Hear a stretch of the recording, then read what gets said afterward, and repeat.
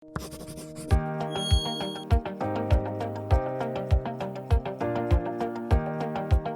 my name is Ryan Smith of the Centre Against Sexual Exploitation, or KCSA.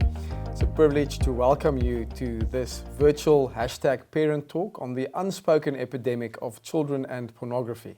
So I'm an attorney based in Somerset West in the Western Cape, and currently I serve as the Program Director of KCSA. My history or my connection with the issue of pornography goes back to the year 2013, when our organisation got involved in a court case against the South African Broadcasting Authority, who gave permission to a subscription broadcaster by the name of Top TV, now called Starsat, to air 3 dedicated pornography channels as part of their suite of channels. And so we went to court to reverse this decision of the Broadcasting Authority. We were successful in that court case. And since then, we have been involved in the area of policy making and legislation around the regulation of pornography in South Africa. This talk is not about scaremongering, but what it is about is to see things for what and how they really are. And to realize that there is hope. There is something that we as parents and caregivers and individuals can do about the reality that we face in pornography. So in this talk, what we will cover, and this will be broken up into several modules, is firstly, we'll talk about the harmful impact of pornography on children.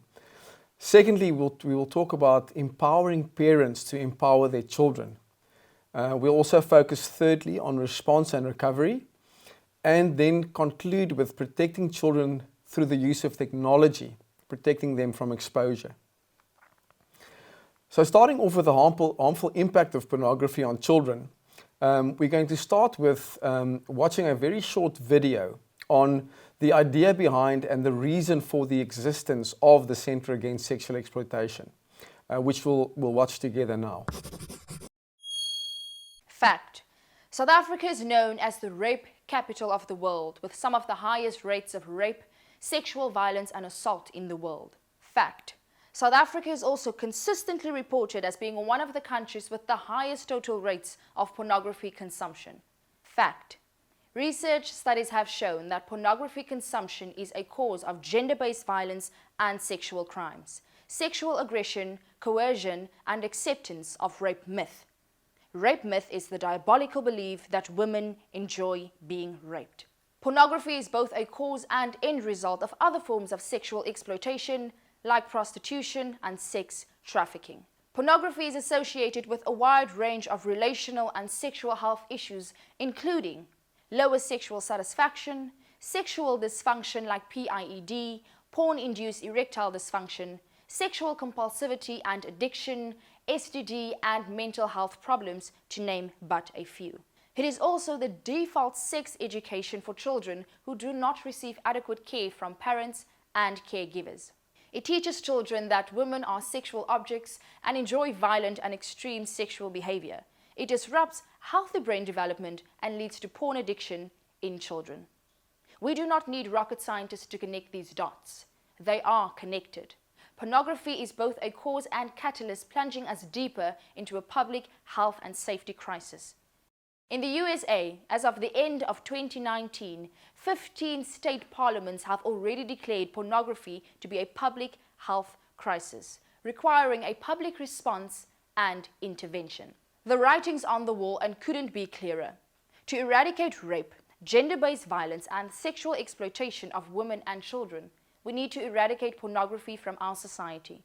There is no eliminating rape culture without eliminating porn culture. Here's the logic or lack of it. We know that media content influences people's attitudes and behavior. That is why there's an advertising and marketing industry. Through pornography, consumers are flooded with material, treating people as sex objects, as less than human tools, or as products for consumption. But somehow, we are surprised when the material influences consumers to view and treat people as sex objects for their own gratification, with little or no regard for the other person. That is only logical and to be expected. We can and must do something, but what can we do?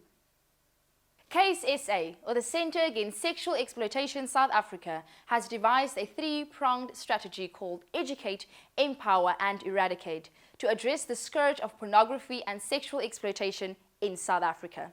It calls for educating parents and children and others in society on the harms of pornography and other forms of exploitation.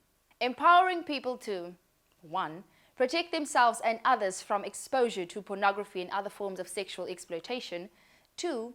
How to respond to. And 3. How to recover from the effects of exposure and exploitation. Eradicating the distribution of pornography and preventing all other forms of sexual exploitation to the fullest extent of the law. We all know that there are battles that we cannot afford to lose. This is one of those. To find out more about what you can do to join us in this fight, visit us at www.case-sa.org. Educate, empower, eradicate.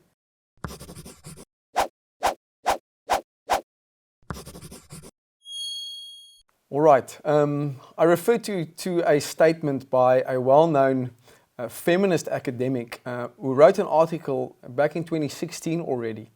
And the title of the article was, "Is Porn Immoral?"